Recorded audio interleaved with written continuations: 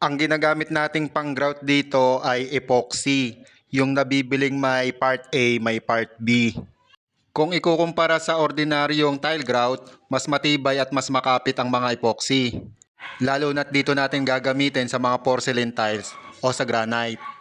Ang kagandahan pa sa epoxy ay waterproof na. Kaya hindi din siya ganong kabilis kapitan ng dumi at ng mancha.